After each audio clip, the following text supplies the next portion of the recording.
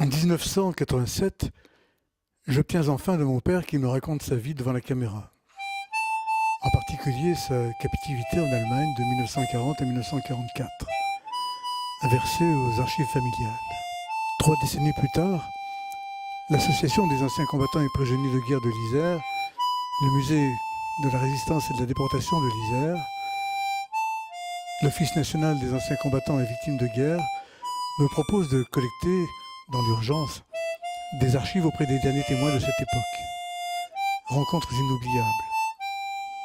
Dès lors, comment résister à l'envie de les assembler en un film avec comme point de départ ces images déjà anciennes mais précieuses pour moi et je l'espère pour tous.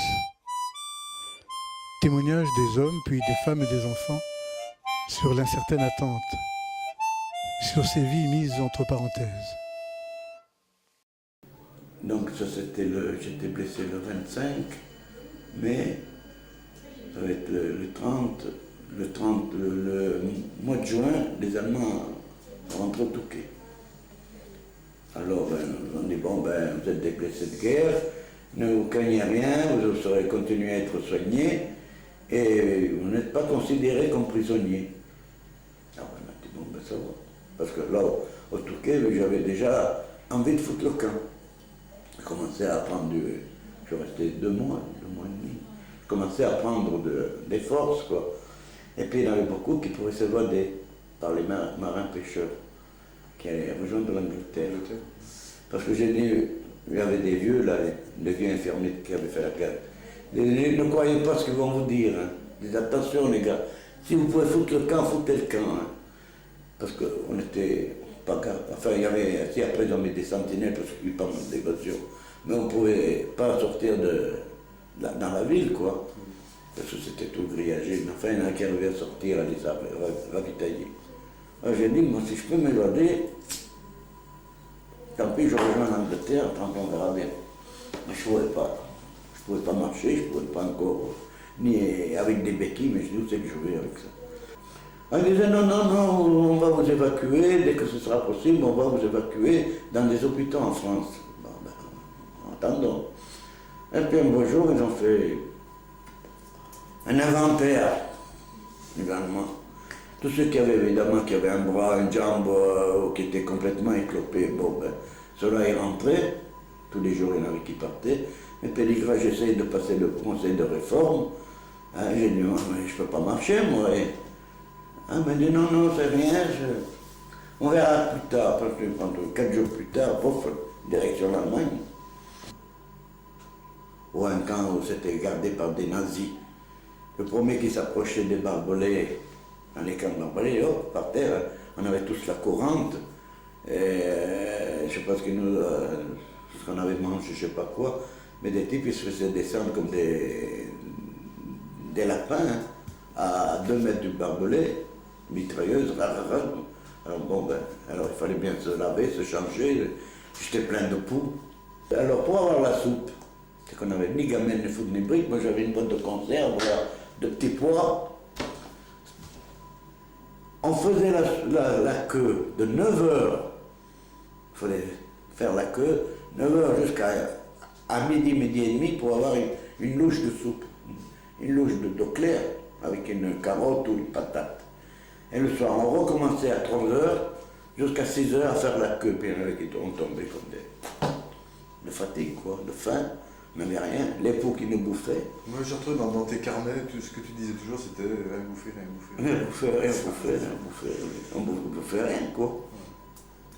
Alors de là, ils ont fait un machin de tri, on est parti à Bonn, là. Bonn, je suis resté un mois et demi, je ne me rappelle pas. Direction commando. On avait 155 cours. Ça tire à trajectoire. Ça tire pas en direct. Oui. On n'a rien pu faire, rien. On pouvait tirer qu'au fusil. Encore, il n'y en avait pas beaucoup qui avaient des fusils. Moi, j'en avais. Artilleurs, oui. On avait le matériel, c'est tout. Oui. Alors, Pardon, il y avait déjà les civils sur la route quand... Alors il y avait les Allemands et vous, les militaires français, et les civils qui étaient au milieu. il y a les Allemands, ils se mettent au milieu des civils. Ils ont bien profité de l'occasion. Ah oui. Tout Paris foutait le camp. Et là, on était canardés par les avions sans arrêt, par l'artillerie. Enfin, on a perdu des bonhommes. Et puis, on a sorti de la foule, nous. On a réussi à remonter vers Fontainebleau un peu. On a mis en batterie là-haut. Là, il y avait un petit monticule, parce que c'est pas marrant, c'est tout plat là-haut. Et on met en batterie. Et puis moi, j'étais à l'observatoire avec le commandant, le capitaine, tout. Et puis, alors, la batterie était prête à tirer. Et le commandant, pas un cri de folie, il dit, c'est même juré, on est là pour faire la guerre, on n'est pas fait là pour tuer les Français. Il dit, si je tue pour tuer un Allemand, je vais tuer 100 Français. Il n'a pas tiré. Et à travers la forêt, on est descendu. Et puis quand on est arrivé à 5 km de Sully, là, alors qu'est-ce qu'on voit sur la route? Un officier français, qui n'était pas un officier français, c'était un officier allemand, qui avait une tenue d'officier français, qui dit au capitaine, vous avez l'ordre du commandant de sauver les canons, laisser les munitions. Il y avait un parc d'obus, il y avait un croisement de route, il y avait le ravitaillement, tout. Alors, on décroche les chevaux des chariots à obus, décroche le chariot du chariot de la section de commandement, et puis il fallait sauver les canons. Des canons sans munitions, c'est rien du tout. Alors on est parti avec des canons, et puis on fait peut-être 150 mètres dans la foulée, là. On retrouve le commandant qu'on n'a pas vu depuis 4 jours. Il dit, qu'est-ce qui se passe? Eh bien, on a reçu l'ordre de décrocher laisser les camions, les chariots à munitions, sauver les canons. Jamais j'ai donné cet ordre, jamais j'ai donné cet ordre. On envoie une patrouille en arrière, on a chopé le bonhomme, c'est un officier un officier de la 5e colonne, qui parlait français très bien, donc qui était un Parisien, qui était habillé en lieutenant de la coloniale, qui avait donné l'ordre. Alors il y a une patrouille qui est allée ramasser, ils l'ont foutu à Paul, ils l'ont interrogé, et puis là il s'est vendu, il a dit qu'il était le colonel, Stoffel, je ne sais pas, un nom comme ça, il n'a pas bien compris. On lui a foutu peut-être 15-20 balles dans la baillante, on l'a laissé sur la route. Le capitaine, il avait déshabillé, il a foutu à Paul pour tout regarder ses habits, qui traînaient tout. Moi, c'était pas du beau boulot. Hein. Mais ça, alors, une histoire comme ça, j'en ai jamais entendu. Eh, Une histoire comme vous la racontez là, d'un faux officier français qui vient donner des ordres à des militaires français, j'avais jamais entendu ça. on avait soif, on n'avait rien mangé 3-4 jours. On ne trouvait point de l'eau là-bas. On avait une soif terrible, on ne trouvait pas de goutte d'eau. Dans la bosse, on ne trouvait pas de l'eau. Ouais. Puis les châteaux d'eau, c'était tout Détruit, bien sûr. tout foutu. Ils n'étaient pas démolis, ça résiste au bombardement. Ouais. Mais il n'y a plus de courant, plus rien du tout. Ouais. Alors moi j'étais là, je prenais la faction à 1h du matin, jusqu'au jour. On était 3 là. Il y avait un sous-off avec moi, puis un autre bonhomme. Puis on a monté la garde, on n'a pas fermé les yeux. Il a fait une petite averse, on s'était couché à l'envers. On avait se mouillé un peu les lèvres, tellement qu'on avait soif. Et puis le jour arrivé, il y avait une fumée, c'était un brouillard ça avait tiré toute la nuit, hein. Des fermes qui flambaient, des obus et tout. Moi je vois un point rond dans la fumée, là. Je dis, qu'est-ce que c'est que ça? Je regarde, puis j'ai bonne vue. J'appelle le sous-ordre. J'ai dit, mais il y a un canon. Il vient, il regarde. Il y en a un. Puis en regardant bien, on voit le deuxième. Puis le troisième, puis le quatrième. On était à 20 mètres de 4 chars. On n'était pas à 30 mètres. On n'avait pas entendu arriver. Avec le tir des canons et tout. Ben oui. On n'avait pas entendu arriver. Et puis, alors nous, on ne pouvait pas tirer sur des chars. On n'avait rien du tout. Et les conducteurs n'avaient pas d'armes. Nous, on avait des mousquetons de rien du tout. On ne pouvait pas tirer sur un char. Alors, et tout d'un coup, il sort un type, un officier avec 2 hommes. Ils ont demandé à parlementer avec les officiers français, là. Et c'était le colonel du 140e d'infanterie qui était blessé, qui a parlementé avec eux. Et les autres leur ont dit, c'est pas la peine de tirer, parce que nous, vous êtes tous nettoyés. Nous passons au lance-flamme. Alors ils ont discuté. Et il y avait un curé qui commandait une compagnie de chasseurs. Lui, il voulait bien pas tirer, mais il voulait pas déposer les armes. Et pendant 1 heure, ça a parlementé. Et on a tombé sur des types qui étaient pas des bandits, hein, parce qu'ils auraient dû nous flinguer. Et vous avez été fait prisonnier, mais vous n'avez pas rendu les armes. Ah si, on a Après, oui. après, si.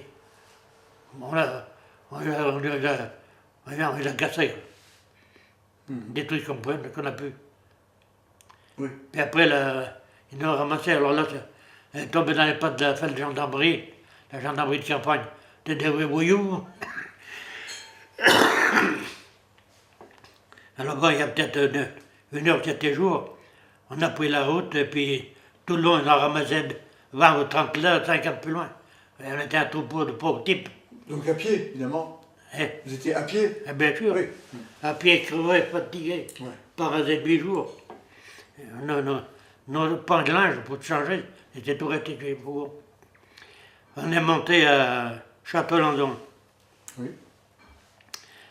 Et puis à Château-Landon, on arrive là-haut, c'était nuit, ils nous ont fourré dans l'église.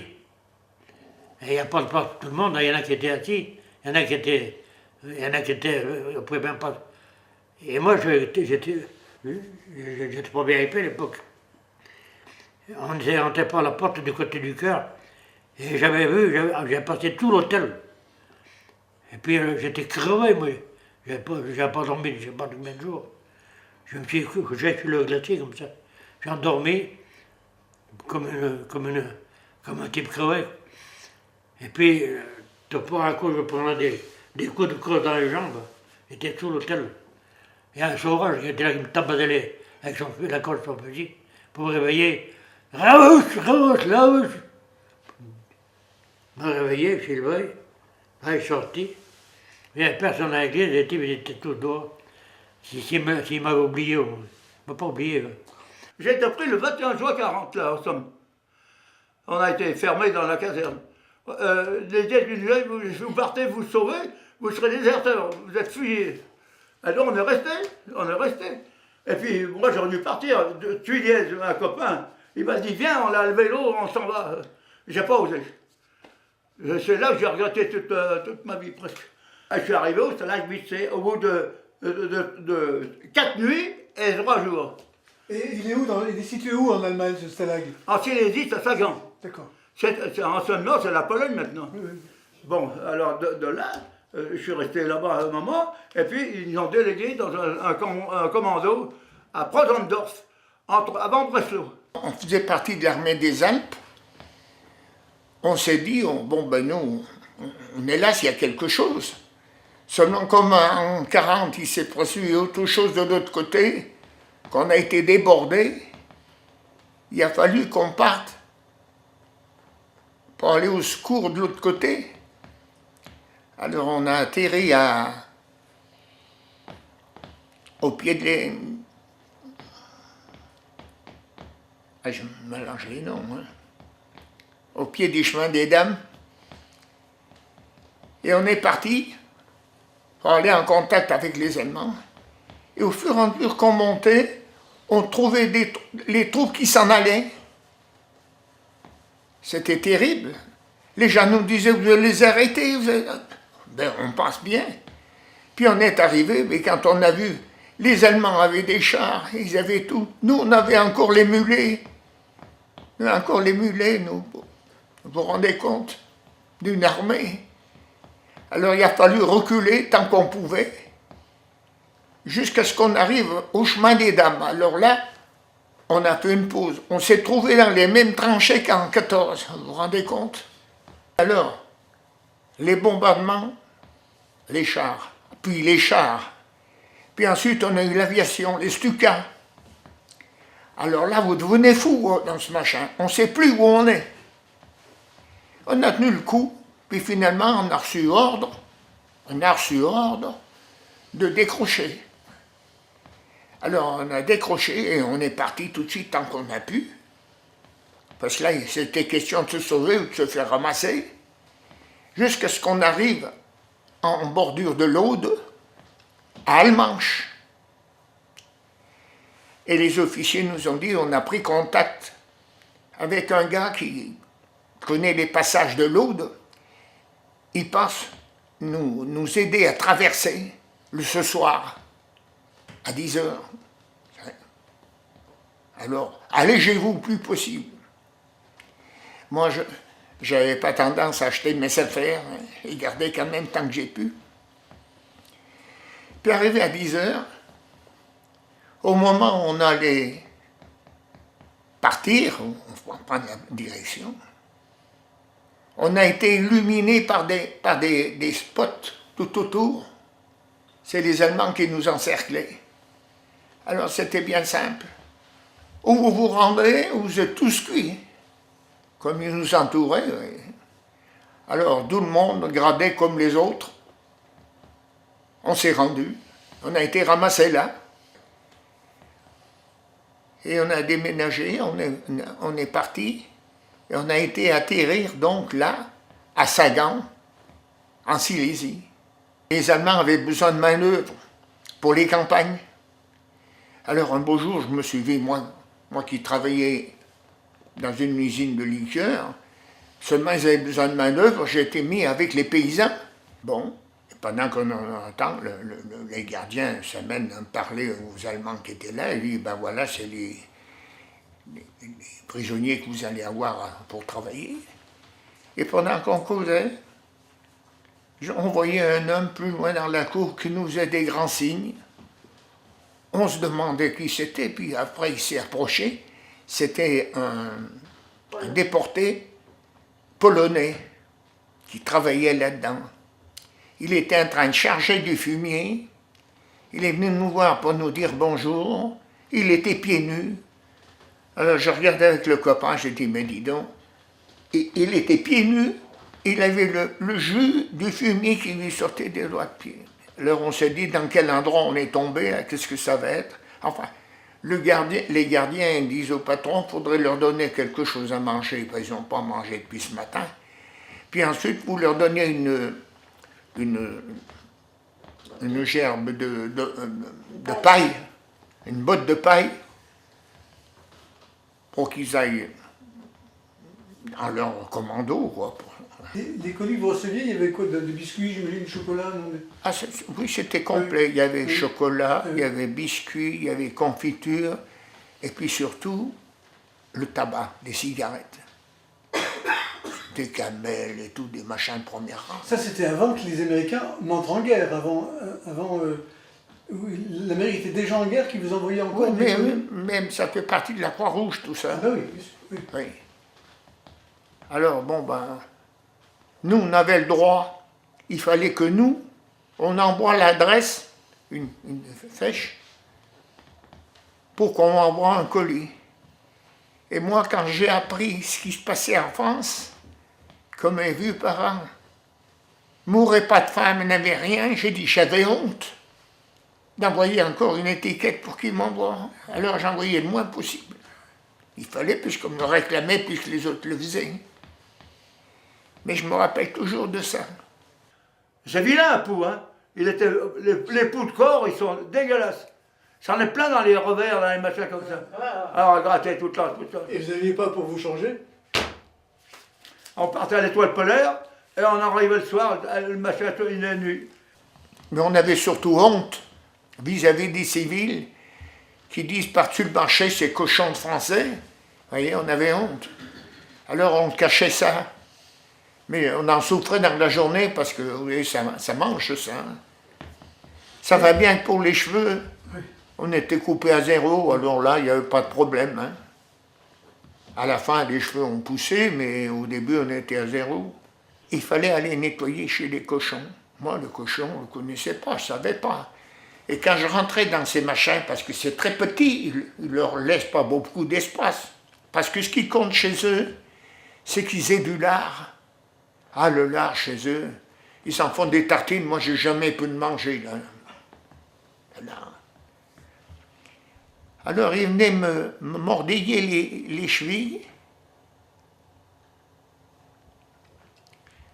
Et moi, je leur donnais des coups 2 manches de fourche sur le dos, pour les faire partir. Mais une chose que je ne savais pas, c'est que tout ça, ça laisse des traces. Quand le charcutier est venu pour tuer le cochon, parce qu'il tuait au moins 2 cochons par an, parce qu'il mangeait que 2 cochons, eh bien, ils m'ont appelé tout farfloute. Alors, vous savez, tous les coups que j'avais donnés dessus, ça laisse des traces noires. Et le lard était... c'était pas bon à manger, quoi. C'était toute la perte. Alors, il m'avait foutu une engueulade. Mais j'avais compris. Il m'a même coupé le trèfle. Il m'a donné une fourre. Je n'avais jamais touché une fourre de ma vie. Il m'a dit, moi, j'allais travailler là-bas, j'allais piocher les patates. Je dis, va piocher les patates. Il me donne la fourre, je me suis assis, j'ai coupé. Je ne sais pas pourquoi j'avais ces ciseaux sur moi ce jour-là. Alors, quand il revient 1 heure après, il dit, mais t'as pas coupé? J'ai dit, non, moi, je suis pas paysan, moi, je suis coiffeur. Il dit, j'ai coupé les cheveux à toi, j'ai coupé les cheveux à ta soeur. Tu crois pas que je vais couper le trèfle? J'avais coupé un peu, je dis, tiens, voilà, couper la fin, il n'y avait même pas pour un lapin. Moi, il se trouvait dans la ferme où j'étais, il y avait le patron, la patronne, et puis 2 garçons. Et il y avait encore les grosses frères, le grand-père et la grand-mère qui étaient là. Et le fils qui avait 20 ans, c'est qu'au début, le contact qu'on a eu n'était pas bien, parce que le premier jour où on était en train de manger à la cuisine, le peu qu'il nous avait donné, il est rentré dedans en furie, l'os, pour nous emmener, pour faire voir qu'il commandait que les prisonniers, bon, il nous les a emmenés, et en cours de route, dans le char, moi j'ai rouspété, et il m'a donné un coup de manche de pioche. Enfin bref. Et ensuite, il est parti à la guerre, lui. Et il était en Russie. Alors, quand il revenait, c'était raconter un peu les exploits. Et quand on arrivait en Russie, qu'on voyait les petits, les juifs, alors ils en ont fait pire que par là. Je suis encore ennemi des Allemands. Moi, je ne suis pas d'accord avec leur machin, je ne suis pas d'accord. Et j'y serai jamais. Pas ce qu'ils ont fait. Non, c'est pas possible. Je vais vous dire une chose, je suis l'avantage sur beaucoup de prisonniers. Je suis resté 1 an et demi, je suis rentré malade comme tuberculeux. Quand les Russes sont venus, ils étaient des milliers, des millions qui venaient. Il mourait 40 Russes par jour, pendant que nous, on met 3 Français par semaine. Et puis, là, un jour, je reçois une lettre de ma sœur Émilie. J'étais fatigué d'abord. J'avais été voir pour les yeux, là. J'étais pas plus malade que ça, mais en fait, c'était pour tirer au cul. Elle était voir un oculiste. Elle dit, qu'est-ce que je fasse avec vous? Je dis, je sais bien que vous ne pouvez rien faire, mais donnez-moi soi-disant des gouttes et des machins, et 8 jours de repos. Je m'étais frotté l'œil, j'étais rouge comme ça. Moi, je dis, oui, ben d'accord, il parlait bien français. Bon, elle dit, bon, 8 jours, 8 jours d'arrêt de travail. 4 jours après, je reçois une lettre de ma soeur m'annonçant la mort de ma mère. Elle avait 3 mois qu'elle était morte, mais on ne me disait rien. Moi, j'envoyais l'argent à ma mère. Parce qu'on touchait une paye, et on avait le droit d'envoyer de l'argent. Alors j'envoyais de l'argent. Je reçois cette lettre m'annonçant la mort. Eh bien, je dis, c'est pas mal, ça m'avait. Elle m'a dit, n'envoie plus d'argent. Enfin, elle m'a dit, voilà, maman est morte il y a 3 mois, on n'a pas osé te le dire. Bon. Le lendemain matin, Austin, moi, je ne bouge pas du lit. Enfin, du lit, la paillasse. La sentinelle, un merdeux de 17-18 ans qui venait de Russie, il était à moitié zinzin. Il vient vers moi, il me dit, Austin, je dis non. J'avais été voir le chef du commando, je dis, voilà. Non, si mon machin de 8 jours était fini. Je dis, demain, moi, je ne travaille pas. Je dis, voilà la lettre. Je reçois une lettre de ma soeur, je dis, ma mère est morte, j'ai droit à un jour de repos. Elle m'a dit, oui, c'est régulier. C'est régulier, il m'a dit, non, demain, tu ne travailles pas. Bon. Maire de là, il vient, il me fait Austin. Je dis non. Autorisation, je dis chef de. Le caporal m'a dit, toi tu restes couché. Non, il m'attrape du lit, il m'attrape par machin, il me balance par terre. Puis on était comme au rez-de-chaussée, comme ça, mais il y avait une fenêtre qui était ouverte cette année. Nom de Dieu, et puis il me faut un. Ah nom de Dieu, j'ai pris toutes mes forces, il a passé par-dessus bord. Alors là, évidemment, conseil de discipline. Donc, non, c'était un sous-offre parce qu'on était 80 là, dans ce commando. Il y en avait qui étaient repartis dedans. Il m'a dit, qu'est-ce que tu as fait? Ben, je dis pourquoi? Je dis pourquoi? J'avais un œil au beurre noir, et puis il me sort sa baïonnette pour me la foutre dans le ventre. Je dis non, ça va pas. Hein? Les soldats comme moi, ils doivent me respecter.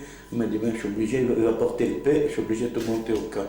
Je trave compagnie, et j'ai dit, je m'en fous pas, moi, je trave compagnie ou pas compagnie, allez au camp. Monte au camp. Je suis resté un mois au camp, surveillé.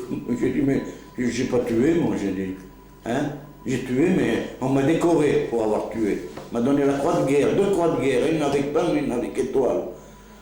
Bon, on passe au conseil de discipline à Bonn, à l'interrogatoire. Ben, j'ai dit, voilà ce qui s'est passé, j'ai des témoins, comme quoi il m'a battu, il n'avait pas le droit de me battre, il me fout sa baïonnette sur le ventre.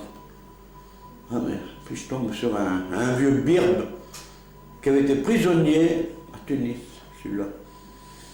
Noir, avec la chichia, une barbe, il y avait 15 jours, je ne m'étais pas rasé, vilain, sale comme tout. Il m'a dit, toi oriental? J'ai dit oui, oriental, oui. Ta mère, ton père oriental? J'ai dit oui, oriental. Je ne savais pas où il voulait en venir. Ah, il m'a dit, écoute, il m'a dit, assieds-toi là, tiens, fais, sors ces cigares, son briquet, non, son briquet. Il m'a dit, moi, oriental, connais? J'ai dit oui, où? Tunis. Oh, merde.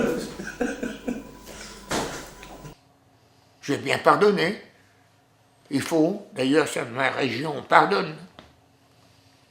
Mais oublier complètement, non, ça reste. Ça reste. C'est pas.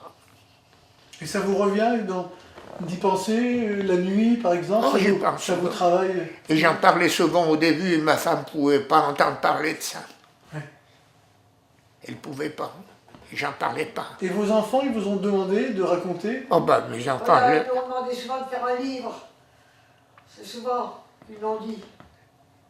Non. Et vous leur donniez autant de détails qu'à moi aujourd'hui? Ah ben, j'ai Ils dit... savent tous les enfants. Oui. C'était pas suivi, quoi, mais Oui. de temps en temps, ça sortait. Un petit bout, oui. De temps en temps, ça sortait. Mais mes petits-enfants, la petite fille, l'autre jour, nous ont encore dit, quand tu mangeais, quand il y avait la soupe avec les pommes de terre, cracher la peau et que d'autres venaient là. Ah, mais ça, je l'ai fait. Quand je suis arrivé au camp, les Allemands faisaient la soupe.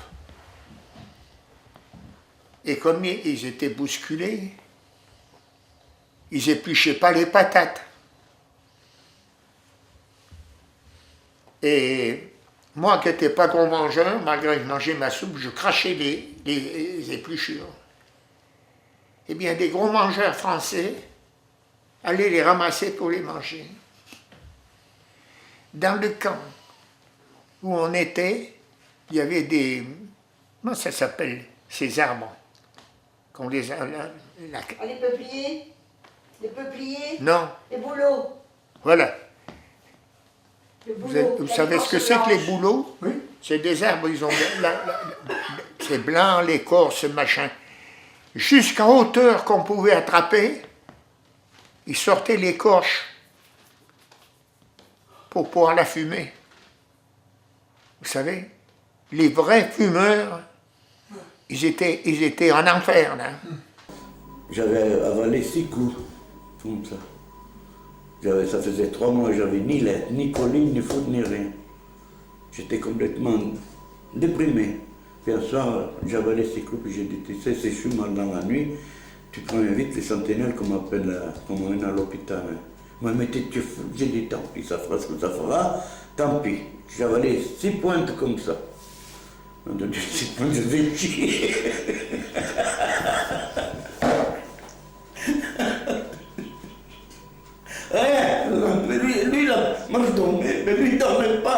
surveillait. Il m'a dit, tu m'as fait passer une nuit blanche, salopard. Les Allemands nous donnaient un morceau de pain qui faisait 20 cm, une petite miche. Et c'était à couper et à partager en 10. Le type qui se proposait de couper les tranches, si vous aviez vu les scènes, Eh oui. puis il y en a un jour qui n'a pas tout mangé, qui l'a gardé de côté. Il y en a un qui l'a vu, est allé, il l'a volé. Ça avait fait une affaire là-bas. Ça avait fait une affaire. Moi, j'ai pu me sauver. J'étais pas gros mangeur, pas grosse nature, ni affamé par le tabac, et boire juste ce qu'il fallait. Alors, bien souvent, je m'en suis sauvé. J'ai pu tenir le coup, quoi, je veux dire. Vous parlez de vous sauver, mais est-ce que vous avez eu envie de vous échapper, de vous évader? Quand on s'est trouvé là-bas dans cet endroit, perdu, dans ces petits villages, il fallait faire des kilomètres pour trouver quelqu'un. On ne sait pas parler, on n'a pas une grosse santé. Il aurait fallu faire une provision de manger pour partir, voir ce qu'il fallait. Non, elle n'était pas. Commando, donc c'est. Dans les usines. C'était pour Dans travailler. les usines, qui arrivaient dans les usines, tout y allait dans des fermes, chez des particuliers et tout. Moi, avec un nommé Passemar, que son père était commissaire de police à Saint-Étienne.